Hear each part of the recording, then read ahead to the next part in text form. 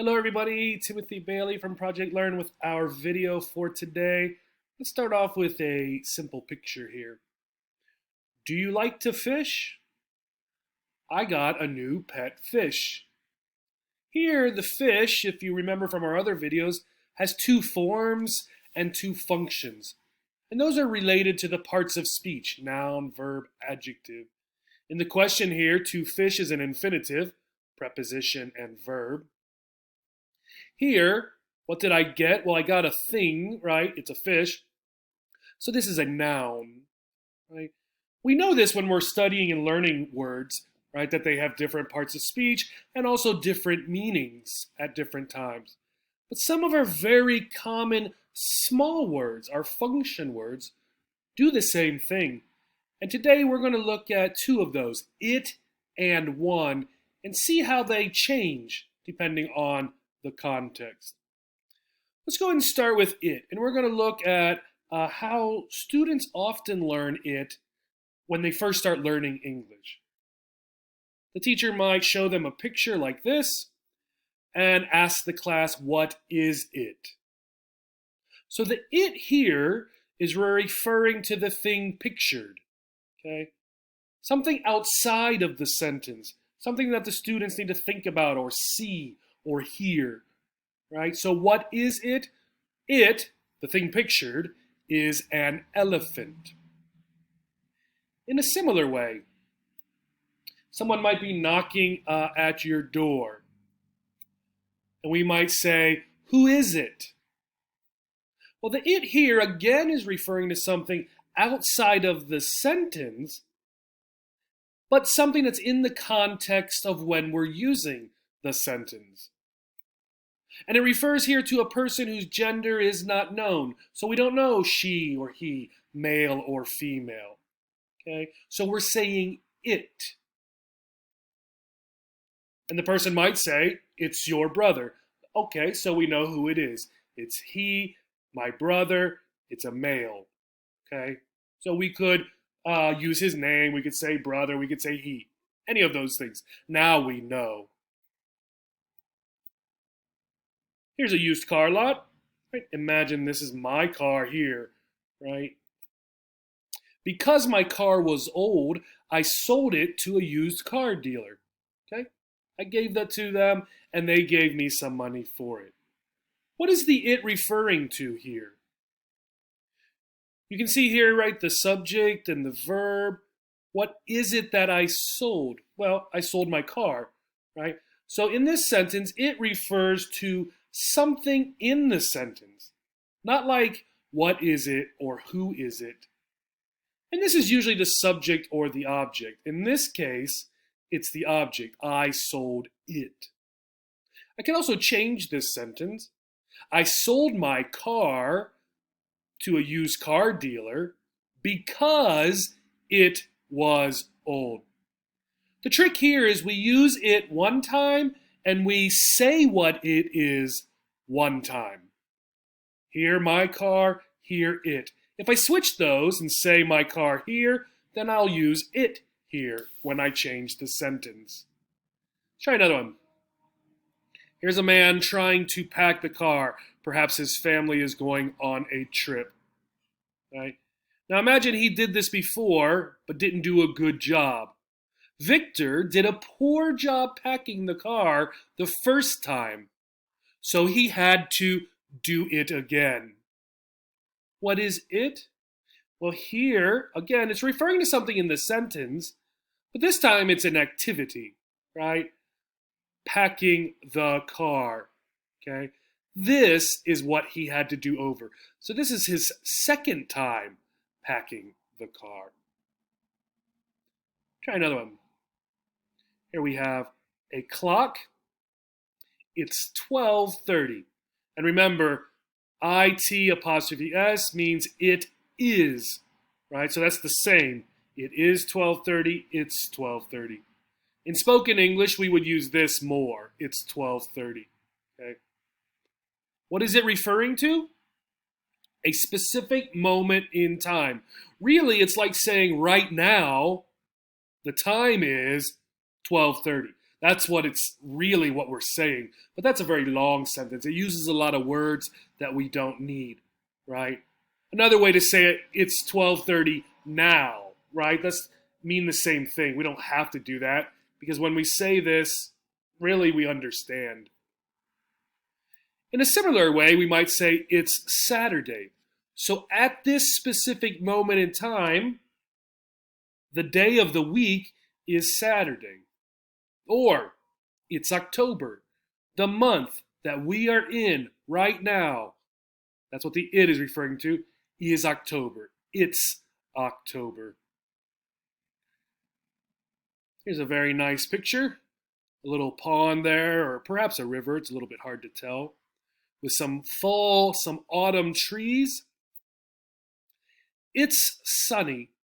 That's what I want to say. What is it? We're in a little bit of a difficult area here now where it isn't as specific as what is it? It's an elephant. Who is it? It's your brother, right? This is a little more general. It can refer to the day where we are right now, the time. Maybe it's in the morning. It could refer to the place we are at. Maybe this is at a state park or something, right? So it sort of refers to both the time and the place, the present moment where I am, or where I am with my wife and with my daughter or my friends. Okay, so it a little more general than some of the other times we've used it. I could also say it's beautiful. Now this is more specific. Okay, I'm not talking about the day probably or right now. I'm talking about the place is beautiful. So the second sentence is similar to what we have been looking at. It refers to a very specific thing. This place is beautiful. That means the same thing really as it's beautiful. Okay. Try another one. So here we have Paris. You can see the Eiffel Tower here. We were only in Paris a few days, so we decided to live it up. What is it? Again, we're getting a little more general, a little more hard to define. Here, it is not referring to something specific. In fact, this is sort of an idiom, right? Live it up. What does it mean? To have a really great time, to go all in, do everything, right? To have a good time, see everything, do everything, right? Really energetically enjoy your holiday or vacation, right? That's sort of what it means to live it up, right? So the it really just the time that you had, we could say, right? Making that exciting, doing more than what you would normally do, right? That's what the it is referring to. How's it going? Again, not something necessarily specific, but we could say it's referring to how are things in your life going? Your work and school or your friends or just your health, whatever, right? How is all of that stuff going? And we take it and we sort of make it into one little pronoun, it, right? How's it going, right? And it really refers to just anything with you. So if this guy here asks this guy, how's it going? He wants to know about just in general, right? How's it going? Keep in mind, however, as a sort of greeting question, this is not one where you're intended to give a very detailed answer, right? It's sort of just, how's it going? It's going great. How about you, right? Very short answer. The person isn't really looking for a long, detailed description of how things are going. Let's look at one. Typically, or at first, English learners learn one like this. I have one brother and one sister. The number, not two, not three, one. The test will finish in 1 minute. How many minutes? 1 minute. And in these situations, they are determiners. They tell us about the noun. How many brothers? One. How many sisters? One. How many minutes? One. So what? A cardinal number. Cardinal just means the number by itself, like 1, 2, 3, not first, second, third. Imagine you go to the movie or the store with a friend and you don't have small bills, small paper money, right? So you need to ask your friend, do you have any singles? Do you have any ones I could borrow?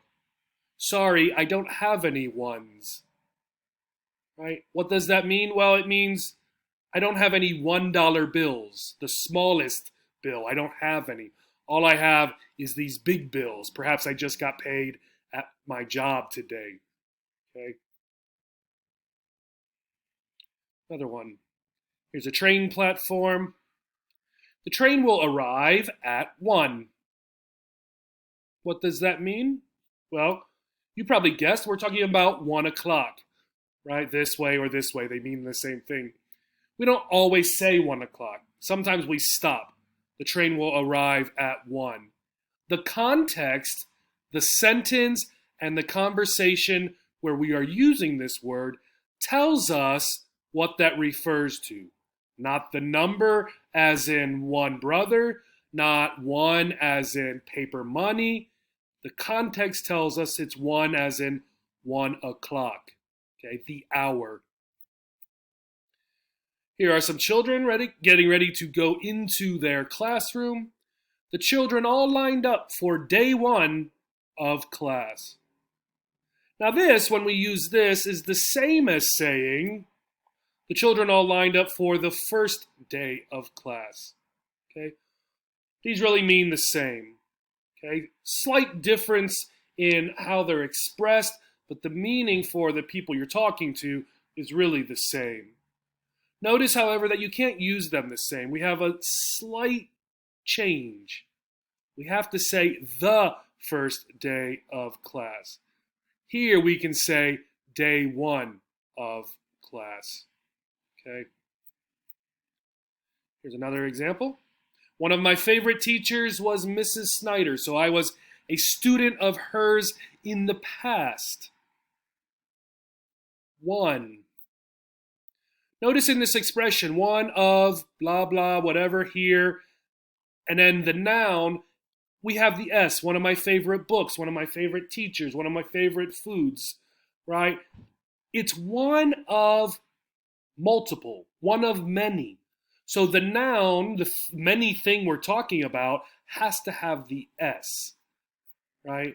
Also notice, when we use this expression, this is the subject here, the complete sort of subject. How do we know that? Well, look, here's the verb. There is not a verb here. So this must be the subject of the sentence, right? Then the verb right here. Then we have some words such as this. Anyone? This is from a movie. 1 here means a person or an individual, such as, does anyone know the answer? Everyone is invited to her party. No one is allowed in this room. These are all talking about a person, an individual. Anyone means any individual student. In this context, this is probably a teacher. So here, in the context, probably any individual student. Everyone. In the context might mean all of her friends or all of her classmates. Here, no one, no people, no person, no individual is allowed in this room. Okay? I hope this was helpful and interesting. Using simple, frequent words, common words, can sometimes be as difficult as learning brand new words. Next time you're using it or one, you hear it or read it, think about what it means and how it's being used. Thank you and have a great day.